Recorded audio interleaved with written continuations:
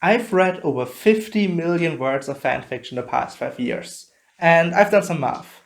At a speed of around 350 words per minute, which is fairly fast, that is around 2,380 hours, or around 100 days. I've spent 100 days of my life reading fanfic. What the fuck?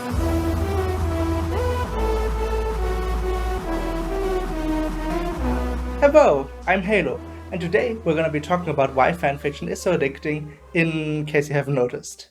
And just to clarify, when I talk about addiction, I don't necessarily mean it in a clinical way. I'm not qualified to talk about that. But it is interesting how so many of my friends spend days and weeks reading what's essentially bargain bin books. Now, before you start typing your angry comments, yes, there are some amazing fanworks out there, that in some aspects are even better than the original stories. But let's be honest, that's not the majority of it, and not even the majority of what I read. So why do I just want to lie in my bed and read Lord Hadrian Potter defeat Voldyshorts once more? Part 1. Books are hard. I don't mind eating at McDonald's. There's nothing in the menu that I particularly like, but hey, chicken nuggets are fine, and so are the fries and the cheeseburgers. Going into an actual restaurant is almost always what I prefer. It's actual tasty food with fresh ingredients, and many times it's something I've never had before. But sometimes I still go to McDonald's, especially when I'm in an environment that's a bit stressful. If I'm at a foreign train station in a country where I don't really speak the language halfway through an 8-hour journey, I most certainly gravitate to McDonald's. And in that particular moment, I'm loving it. I know a lot of people that, after they graduated high school, just stopped reading. And the reason is always the same. I just stopped having time. But in my experience, that's a lie. Sure, they might not be lying to me, and are instead lying to themselves, but it's kind of sus if you give this answer during an 8-hour CSGO marathon on a Wednesday. I can't speak for others, but for me, I think the actual reason is that books are kind of exhausting. You open up a book and you're immediately greeted by a new world, new characters, new challenges, new rules. Sounds good, but it's still a lot. Heck, even remembering the names of the characters is hard. Towards the end of a book, I still sometimes forget names and remember the characters by a couple of attributes, and I know I'm not alone with this. That's one of the reasons why I love rereading books so much. It's almost as rewarding as reading a book for the first time, but it's almost no effort. You know what's gonna happen, you can even see the subtle or not so subtle foreshadowing. There's just one problem. It gets boring after a while. I remember rereading stories 3, 4, 5 times in a row, but it just isn't the same after the 5th time. The reward gets less and less. It gets boring. I don't like boring, but I do like the comfort of rereading. And you can see where this is going, right? The weaknesses of fanfiction, the tropiness, the predictability, and the familiar characters. It fulfills my desire for more of the same without boring me to death. I already know the characters, their quirks, their names, and what they stand for.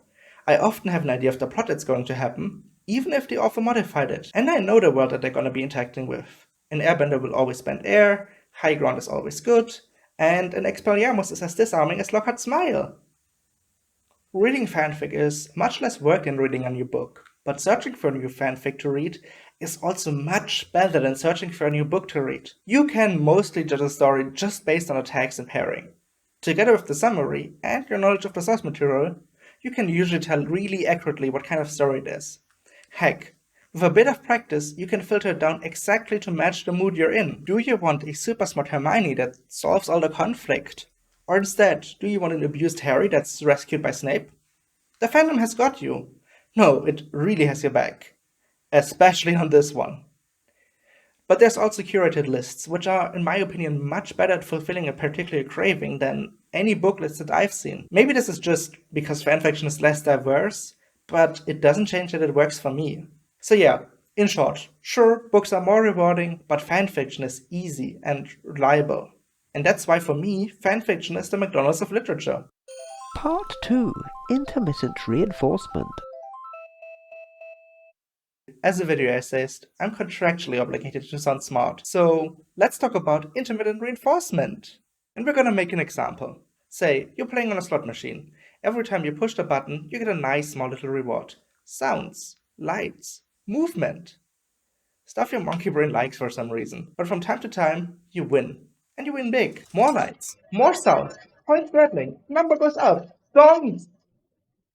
It feels really good to win. Because it only happens sometimes, it triggers an ancient part in our brain. Hey, if I do something, and something good only happens sometimes, maybe it will happen again. Keep trying, and trying, and trying, and trying, and trying, and trying, and trying, and trying. This is what intermittent reinforcement is all about. And it keeps us going, even if the reward becomes less and less frequent, or even stops outright. After all, what if you're lucky next time? Most of the text of the average fanfic is a bit unnecessary, and if we're honest, should probably be edited out. But sometimes there's a good part. Be it a well-made joke, an amazing action scene, a well-crafted plotline, cute romance of the pairing that you've been searching for hours, or a trope that you just really wanted to see on the page. And when those good moments occur, boy do they hit hard. And I don't know how, but so many fanfics have the exact right cadence of good parts versus mediocre parts for me to keep reading. It's almost scary. If I suddenly inserted an average fanfiction in the middle of any of the Harry Potter novels, I guarantee you, most people would stop reading immediately. Fanfiction is wordy, it has flat characters, it drags on too much. Traditional literature is supposed to just be good all the time, which draws you in much quicker, sure, but if there's a bad part, I immediately drop it. And more importantly, with published novels, I'm much less likely to be slogging through the beginning, even if I would ultimately like the book. So yeah, that's why I think fanfic is good at taking advantage of our brain. Well, at least my brain. Part 3. Anxiety. I recently read A Beautifully Foolish Endeavor by Hank Green, which is a sequel to his first novel, an absolutely remarkable thing. Reading it was super rewarding. The themes of the book stuck with me for days. It was interesting, it was brilliant, and I would recommend everyone read it. But I also remember staying up till 3 a.m. to read it. I couldn't put it down. And it wasn't a positive, oh yeah, I want to know what happens next, give me more. It was a, oh no, I feel anxious. I need to know what happens next. It didn't really feel good. It wasn't something that I really wanted to feel. I have enough of that in my life. It was very high stakes, very stressful. And high stakes is kind of how fiction books are supposed to be written right now. Also, a part what makes them good in the first place. The prevalence of this constant tension is systematic with modern literature, especially in the genres that I enjoy, but I can't say it better than read from overly sarcastic productions could. Speaking as an internet content creator, it's because the number one lesson we're all taught these days is to grab your audience by the eyeballs and don't let go. Good God, man, do you want to fade into obscurity?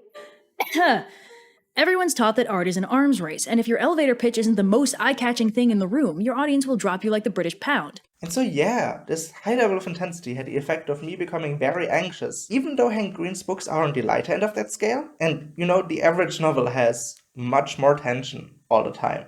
Is that a me problem? Sure. And when I'm not stressed out from work or family or a number of other things, it's something I'm more than capable of dealing with. But I also know that I'm not the only one that struggles reading new books when stuff is going on in their day-to-day life. And so the choice is, do I read something that I'm familiar with, or do I read not at all?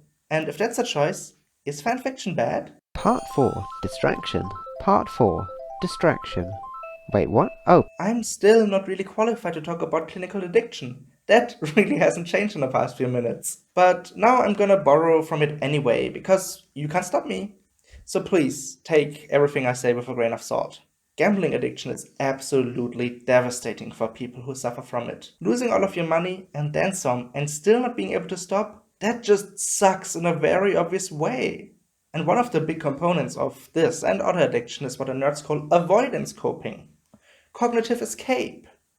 Or, in English, distraction. Quite often, people distract themselves from stressors, be it some trauma that's threatening to bubble up, or just some bad things going on in your life, or anything you can be anxious about, really. In fact, it not only can stop you from feeling one thing, it can make you feel something else entirely. Wanna feel sad?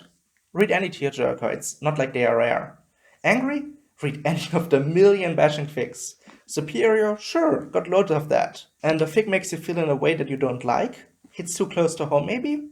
Move on to the next story, and you can still stay within the familiar walls of Hogwarts, hang out a bit more with Alex Rider, or read another mediocre one-liner by Tony Stark. It's really bloody effective, I know. I know from experience, because I have used it that way. I was burnt out, losing my job, failing out of university, and had some nice unprocessed trauma as a side dish. It wasn't fun, but fanfic was there for me. Of course, in hindsight, I did use fanfiction as a coping mechanism for the real-life anxieties that I had. To the point where it was detrimental. I used it to ignore calls I got from my boss, to stop feeling guilty about not going to class, to stop feeling things. And so the use of fanfiction became abuse. That's how I got over 100 days of reading fanfiction. It was just easier than dealing with life. Was I ever addicted? Maybe. Still not a trained health professional, hasn't changed in the past minute as well. But quite frankly, it doesn't matter. Because I most definitely did abuse it. Opening a fic was more than just reading a story in a world that I already liked, written by a person who shares at least one interest. It was a way out of this world into an easier one. This has taken a bit of a negative tone, and I thought about not including this part at all. But in the end, if I didn't talk about this, it would have been dishonest, and I wouldn't have talked about the part that I care about the most. And I don't want the SA police to come and take my license away. I need it. Anyway, I do want to say that I'm doing a lot better now. I've been in therapy for over a year now, I have had a stable job for the past 4, and I'm not abusing fanfiction anymore. I still read from time to time, but it's a lot less. I'm not saying that anyone, or even most people that read fanfiction, are abusing it. Just like I don't think that most people, for example, playing video games are abusing that either. If it wasn't for fanfiction, it would have been something else that I focused on, potentially something worse. And so yeah, I'm not mad at fanfiction, but I still think it, like many easy things in life, can be dangerous, but it's also incredibly rewarding. But maybe there's one more hidden positive aspect to fanfiction. I ran the script by a couple of people in the fanfic community, and many of them shared my experience of using fanfic to escape real life. But a thing that I also heard from all of them is that at one point they just stopped reading. And the working theory is that we just got through the fandoms that interested us. We kind of completed fanfiction. There were just no really interesting and new stories left.